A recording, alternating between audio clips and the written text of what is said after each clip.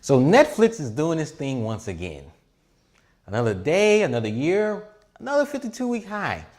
Is it too late to jump on the bandwagon? I'm just wondering. I would like to, but let's see if everything works out before trying to make that leap. How's it going, world? Michael EJ here, helping you reach your financial goals and dreams by becoming the best investor you can be. If you're new to the channel, what's up? Mainly talk about building wealth through the stock market here, and more importantly, about thinking differently than the market. The mantra here is, if you want to beat the market, you gotta think differently than the market. So if you want to think differently than the market, make sure to subscribe, like this video, and let's get started. Now, the Netflix, the streaming service, it's like a gift that just keeps on giving. I've always wondered, how did they make it to the party of like FANG stocks? I mean, to me, they have a lot of competition. Like, it's not easy being Netflix. But when you look deeper at the company, you see some good things. You see a lot of good things, and just hit another 52-week high after like their quarterly earnings, and subscriber growth is really high, especially internationally. That's what people are paying attention to. That's what's driving stock right now. So with that being said, is it too late to hop on the bandwagon? I'm not afraid to hop on a stock that just hit a 52-week high, all-time high. I mean, I'm okay with that. So let's dig deeper and try to figure this out. First off, with my new methodology, economic stock picking, you should check out that methodology in the card above. And checking this out, let's look at it from a short-term perspective. Excuse me about that. Let's look at it from a short-term point of view. First off, the reason it got my attention was it hit a 52-week high. Well, that's good. That's a check. Sell side support. Now, to me, it's actually okay. There's a lot of analysts covering this stock. It's like 45, if I remember right.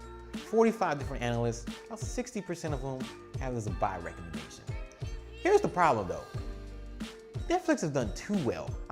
For them, the consensus number, the consensus target price is 20% below where the stock is today. And it's like, man, that's a lot. I'm just saying, that's a large drop off. A large drop off. From sell side, by the way. Sell side, you expect to support a stock at all costs. They're the ones who are usually going to hit how much they're worth based on just how they value companies. It's built into how sell side works. For them to tell you you're 20% overvalued, that is scary. That is scary. Buy side support isn't there anymore like it used to be, at least recently. More money is coming out of the stock than going in, especially over the past 2 quarters. Now, does that offset the flood of money that came in before that, maybe the year before that? Probably not. So I'll take that as like a mix. Yes, no, maybe so. But even in my valuation, stock overvalued, not by 20%. To me, it's more like 50%. Yes, I get it. The price to earnings is like 230 or something like that, 230 times. I'm not paying attention to that. That's perfectly fine. I'll talk about why I'm not paying attention to that in the long-term view. But the price of sales is kind of high. I get the sales growth is there, but it's trading at like 12 times price to sales. That's ridiculous. That's something that should be trading. You have the same growth, but you have like triple the margins, double or triple the margins. They should be trading more like at 5, 6, 7 times price of sales. That's being generous, by the way. That's being generous. Trading at 12? Come on, man. And if you make the adjustments to the financial statements and look at my modification of price to book, it's better, it ain't that much better. So on the short-term trade, it's not, I don't know about it, man. I don't know if 52-week high is good enough, because all the other stuff's not looking great. Now let's look long-term. Let's pay attention long-term at this streaming company, streaming service. Now, from a long-term perspective, first off, I'm not gonna do the stock side stuff. I'm not gonna do it from the stock side. They're not buying back stock. Matter of fact, they're continuing to issue stock because their cash flow generation is a little shaky. Don't let the free cash flow number fool you like they're trying to fool you like on Morningstar. It's not really that good. It's not really that good once you dig deeper in the numbers. They're not gonna be buying back stock anytime soon anyway, so that doesn't matter. From the business side, that's what we want to pay attention to. This is where you can make a case for Netflix over the long term. Now, first off, from a business perspective, let's look at their strategic assets, how they're fighting off competition. Main competition is Hulu and it's Amazon. Amazon Prime, and you got sneaky competition. You already got the indirect competition coming from the cable providers. You also got this sneaky in between happening with Roku and happening with YouTube. Good amount of competition for the company. So how is Netflix fighting it off? Well, first off, with the other streaming services, it's the business model. It's this thought of consumer surplus. You're getting much more value than what you're paying for. And the reason that is so is because, I mean, really they're only charging like what, $8, $10, $12 a month, and you get all these hundreds of shows, hundreds, maybe even thousands even, of shows available to you. First, and a lot of them are shows that you will actually check out. And you compare that to cable.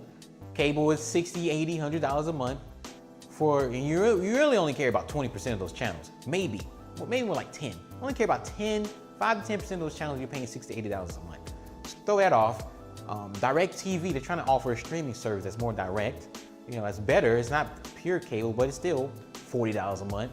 And you got this Roku in between, which is somewhere around that $20 to $40 a month range. So, you know, the business model actually helps with their value, because that consumer surplus is always going to be there. You're always going to feel like, as a consumer, at least for myself, I can easily see myself paying, you know, almost maybe double.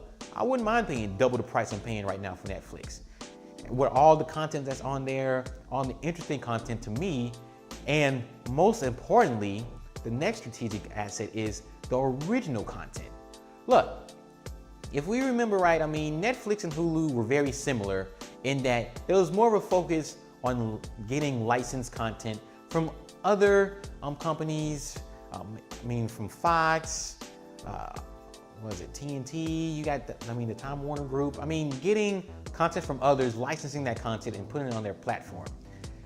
And now, because there's other players that are doing that. I mean, Hulu in particular is better at that.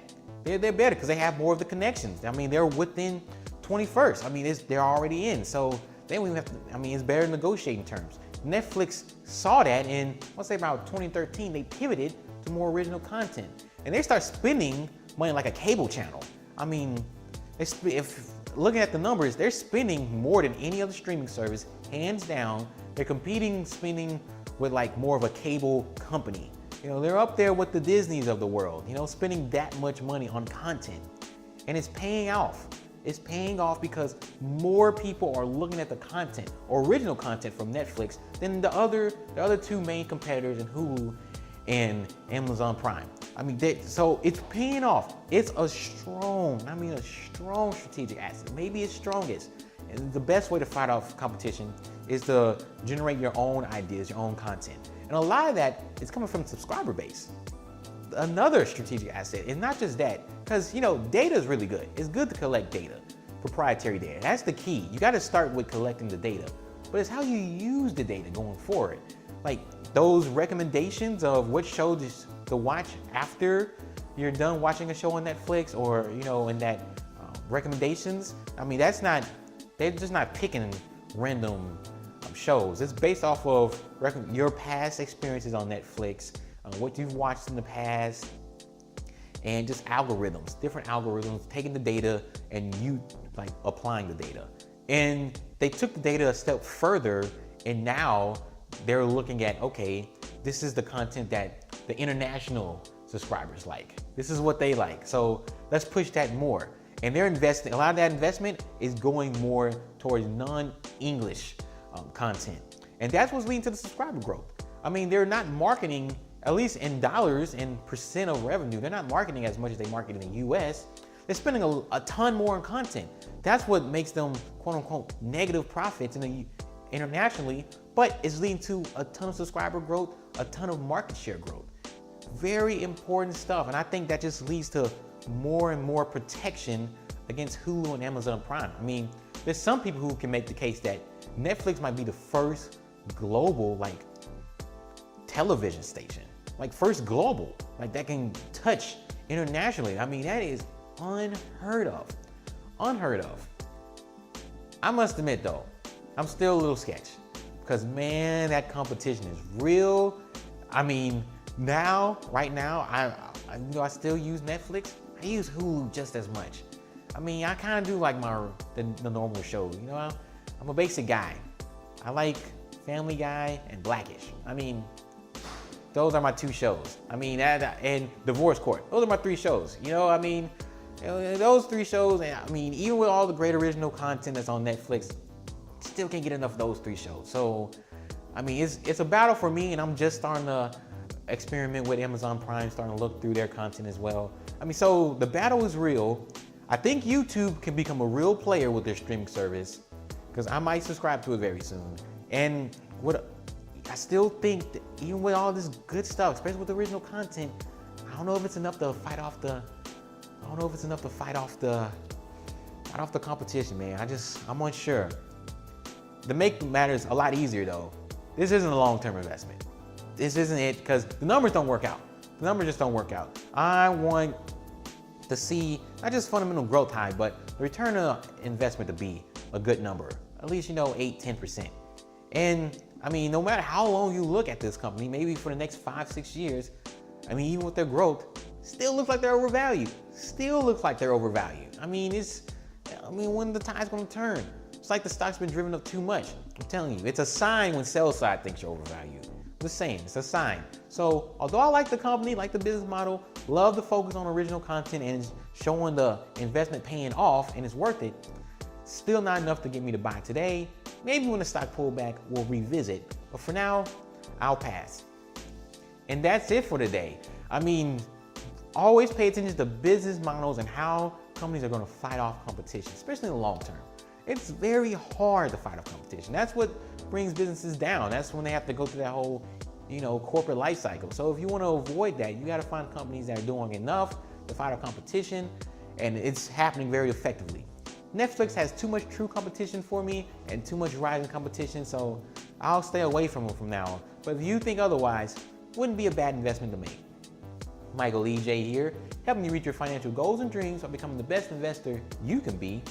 And I'll see you in the next video. Peace.